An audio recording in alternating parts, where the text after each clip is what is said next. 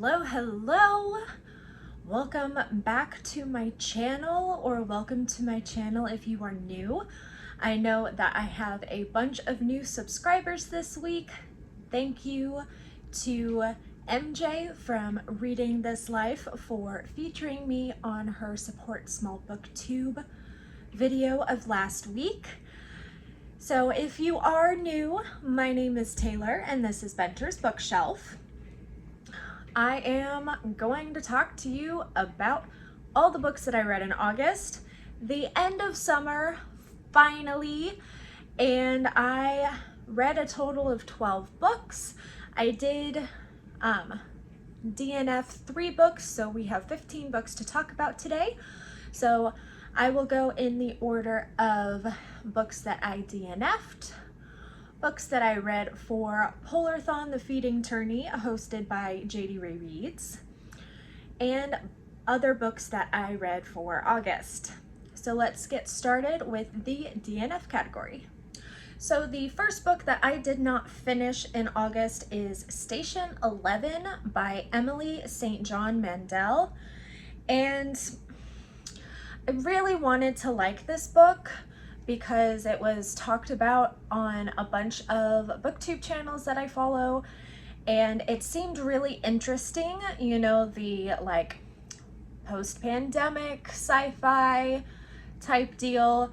You know, we all just went through. I wanted to like see the juxtaposition of the post-pandemic lifestyle in the novel versus the post-pandemic lifestyle we are currently living. However, I just had to DNF it. I DNF'd it about 35% through.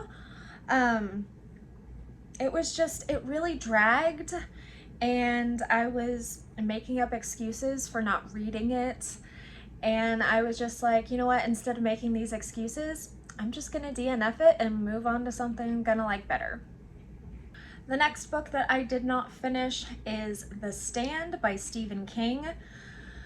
This one makes me feel so bad. So this was the first Stephen King I'd ever attempted to read. My mother-in-law loves Stephen King. She's read just about all of his novels, and she recommended that I started with The Stand. And she said that I would love the like character development and things like that. Okay, one, it is insanely long. Like, it was like 1,300 pages, and it just kept like droning and droning, and I wasn't really seeing any of like the character development that she was talking about. Maybe I just didn't get far enough into it, but I DNF'd it at about 20%. And basically I was just like, you know what, this book is too long for me to even try and stick it out, because I was just not having a good time, and I didn't want to devote any more of my reading time to this insanely long book that I wasn't into.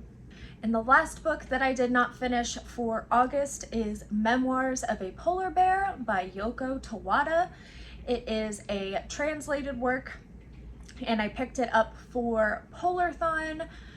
It is a magical realism novel that has polar bears integrated into human society. It's in 3 parts following 3 different generations of the same polar bear family. Part 1 I really enjoyed. It was all about this polar bear who ended up accidentally writing a best-selling autobiography, and about her trials and tribulations going with continuing to write. The second part was where it really went downhill for me. So the second part was about Tosca, who is the daughter of the main character of part 1. And it follows her life in the circus, as well as her relationship with this animal tamer in the circus. And it just got very weird. It was very confusing. There were at times when I didn't know if it was Tosca talking or the animal trainer talking. And yeah, just after part 2, I just had no desire at all to read part 3. So I DNF'd it at about 67%. I may in the future pick it up and read part 3. I don't think I have a desire to reread parts 1 and 2 ever, but I may end up picking up the book from my library again and just reading part 3 to finish it out. But as of right now, it was a no-go. So yeah, it's on my DNF list. Okay, so the next category is books that I read for Polarthon, the feeding tourney, hosted by JD Ray Reads. Just to recap, this was a readathon for the month of August, and there weren't any like prompts or anything. It was super laid back. I had made a specific TBR for Polarthon that had 20 books on it, and I pledged to donate $1 US for every book that I read from that TBR in the month of August.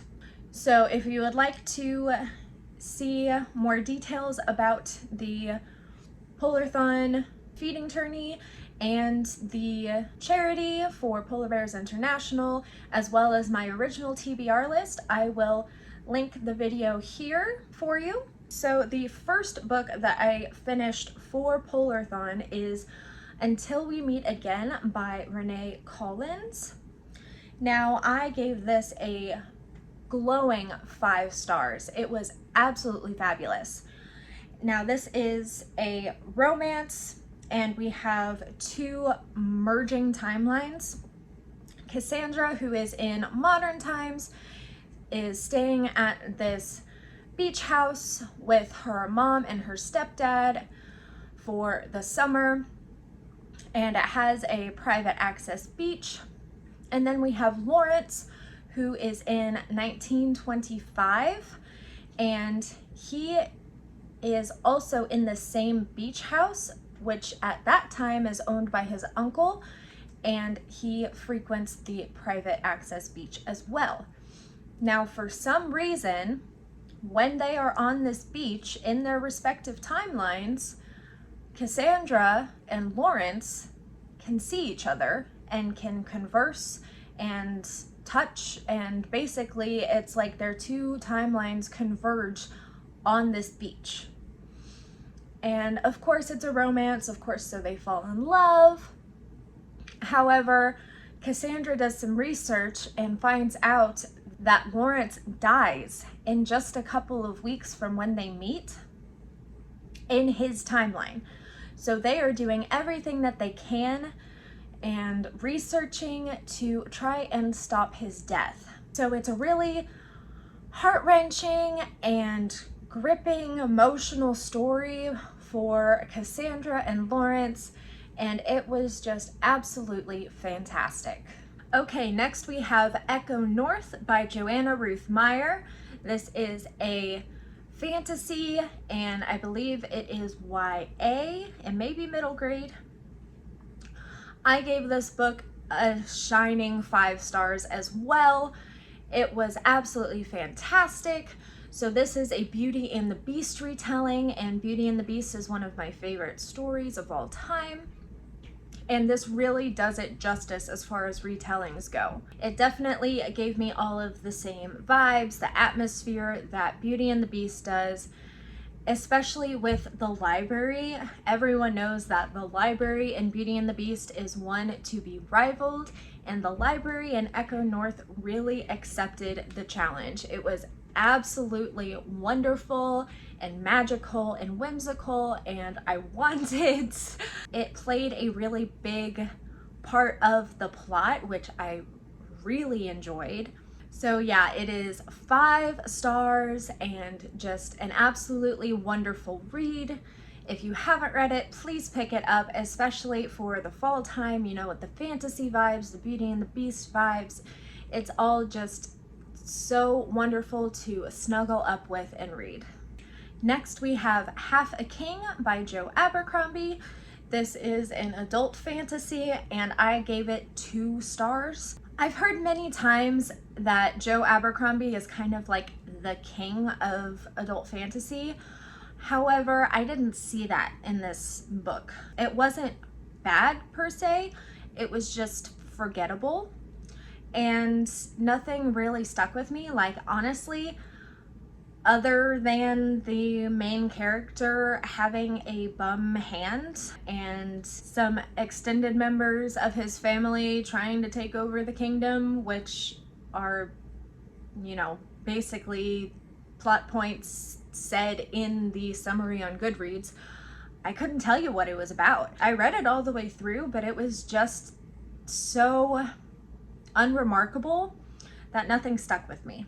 Next we have Shiver by Maggie Stiefvater, and oh my gosh. Okay, so I read the Twilight series, as you can see here on my bookshelf.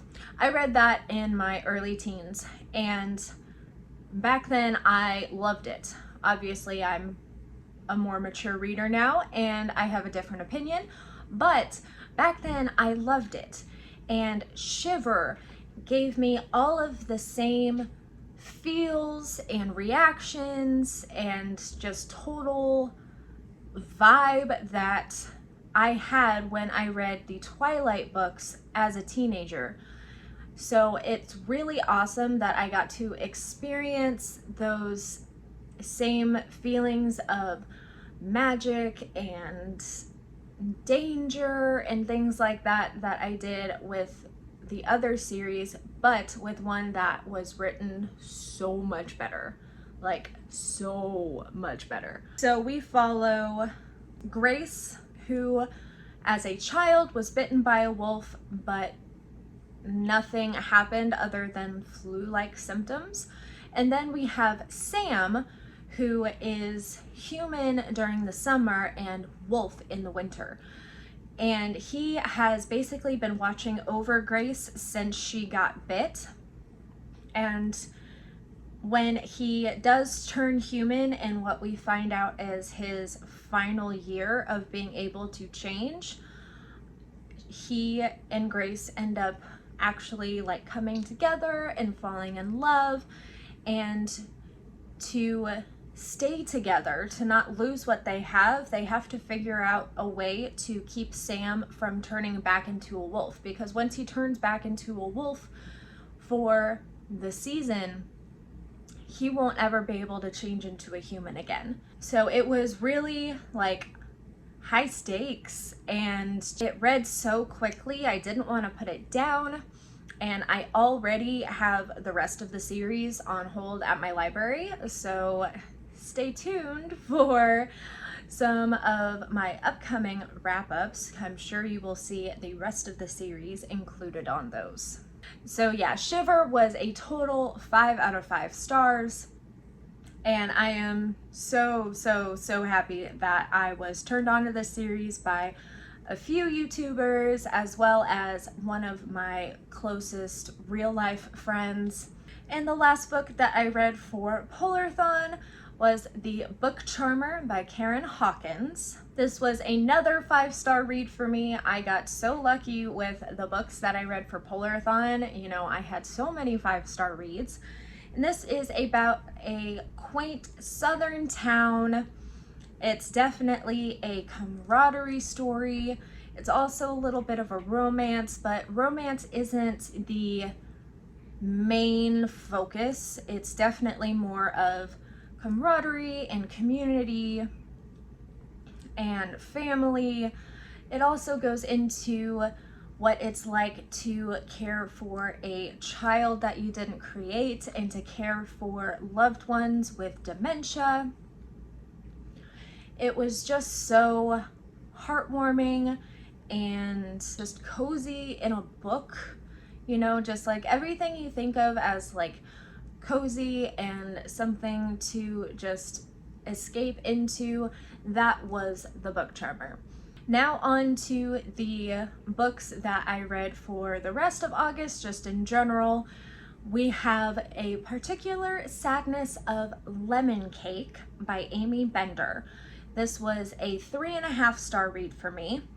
It was good. It did drag a bit.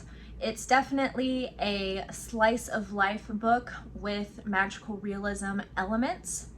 So we follow Rose, who in the novel starts out as like an 11-year-old And she has this ability to taste more than just flavors in the food. She can taste the emotions of the people who prepared the food.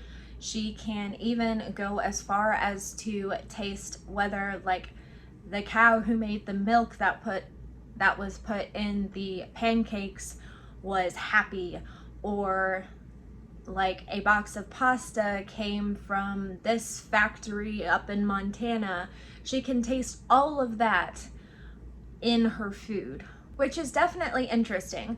And we follow her story as she learns to deal with this ability, as well as her family life throughout until she is a young adult. And like I said, it was good, but it did drag. I'm not a huge fan of the like slice of life books. They all kind of tend to drag for me, but it wasn't bad. Next we have The Bewitching of Evelyn Jones by Phil Hicks, and I gave this 4 stars. You probably remember that I read The Haunting of Evelyn Jones, the first in the series, back in July for Summerween. I also gave that one 4 stars. This one was just as good. And this time, Evelyn and her mom are on holiday in this small town, and where they're staying happens to be just feet away from a stone circle that has been dubbed the Witch Stones. And there, Evelyn meets this girl named Hazel who seems right around her age, and they start a friendship. Now, Hazel starts to do magic around Evelyn. And Evelyn's just like, okay, this is just some tricks. Yeah, this is not real. But then things start to get weird, and Hazel starts to get like obsessed with Evelyn, and things are just feeling very off to Evelyn. And at one point she even feels like she could be in danger. So we are following that progression to the finishing point, and it was just really good. Same spooky vibes that you get from The Haunting of Evelyn Jones. Great character depth and world building. It was just very, very, very good, and I can't wait for the 3rd one to be released. Next is one that is similar in vibes to Evelyn Jones, and we have The Clackity by Laura Senf. I also gave this one 4 stars, and it is another creepy, spooky, middle grade novel, and it was really, really, really good. The world building in this novel was top tier. It was probably some of the best world building that I have encountered in the last 5-ish years of reading. It was just absolutely spectacular. And the whole relationship between our main character, Evie, and her aunt and guardian, Desdemona, is just very wonderful. And the adventure that Evie has to go on to save her aunt is just action-packed and full of riddles, and it was just a really, really, really fun ride to be on. We have The Kitchen House by Kathleen Grissom, and I promise I did not rate all of these 4 stars, but this one also earned a 4-star rating from me. This is a pre-Civil War historical fiction, and we are following Lavinia, who is an orphaned Irish girl who is taken in as an indentured servant on this plantation and raised by the slaves. And we follow her story from working as a servant to coming of age and being educated as the white girl that she is, through to her marriage and to having children. And it is really just a growth journey as well as a story of family and community. You know, it is set in the pre-Civil War times, so it does get a little bit graphic into the treatment of the slaves and things like that. So if that's something triggering for you, I don't recommend this book, but it's not a super big part of the story. But it was really good, and I feel like if you are into historical fiction and into like the pre-Civil War era, you're really going to connect with this book. Okay, next up we have one that I read solely on audiobook, and that is The Messy Lives of Book People by Phaedra Patrick. I did also give this one 4 stars. So this one actually was almost a 3-star for me.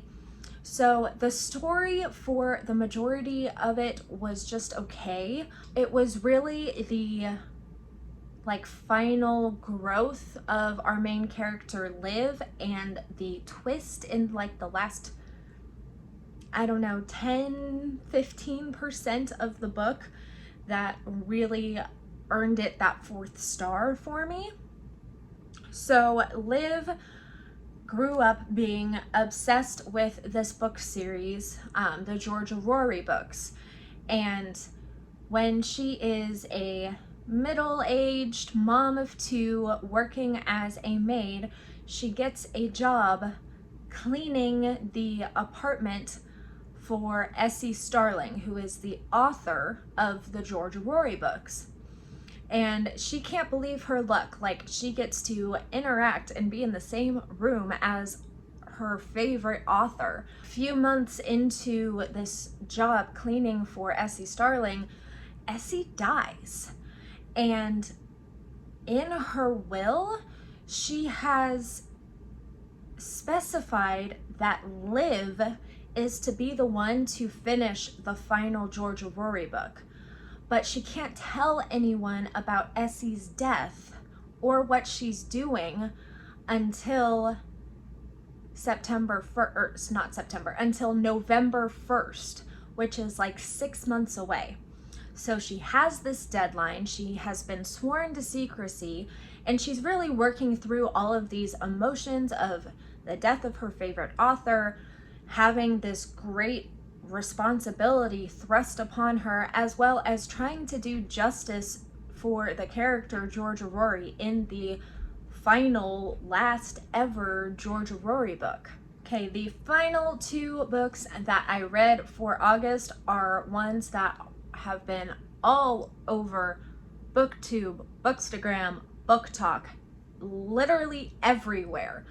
And I feel bad because I did not like them as much as the majority of readers have. So the first one is The Turn of the Key by Ruth Ware. I gave this one a 3-star rating, and it was close to being a 2-star. Up until like the last 50 or so pages, I was bored. I know it needed like the setup and stuff, but really until that last final twist, I was bored.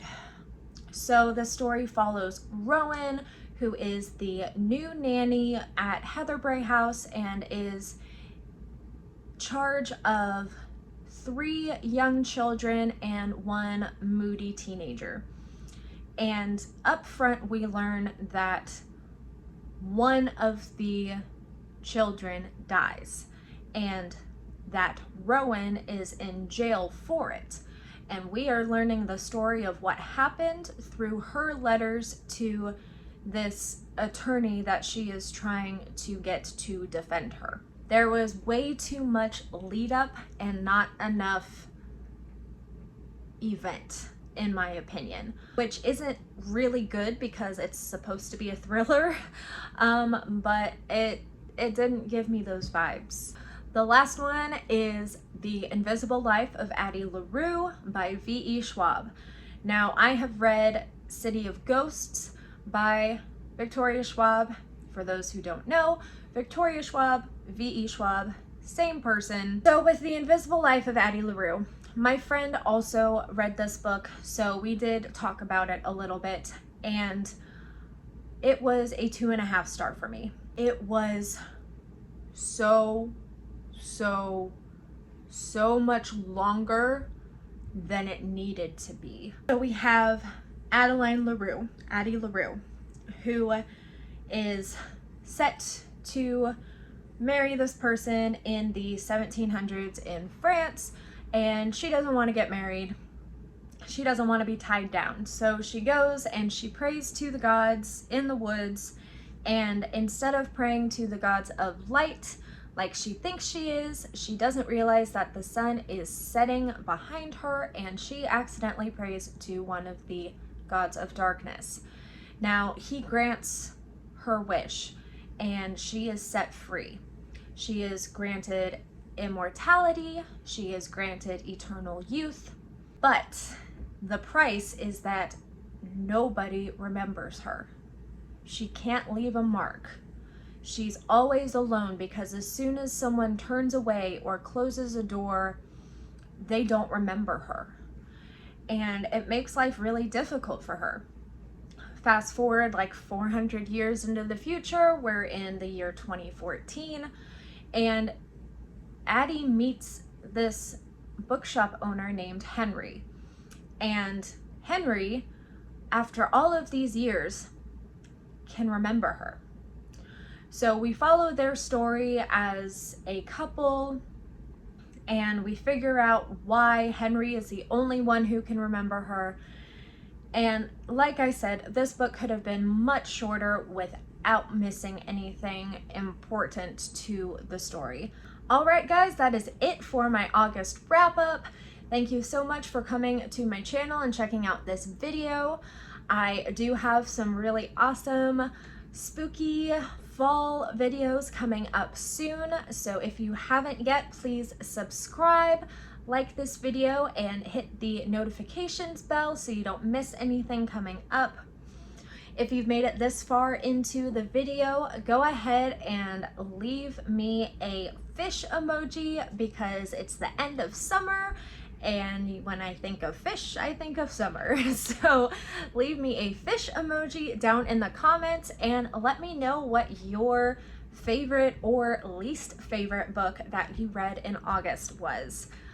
And I will see you guys real soon with my spooky fall videos. Thanks for coming!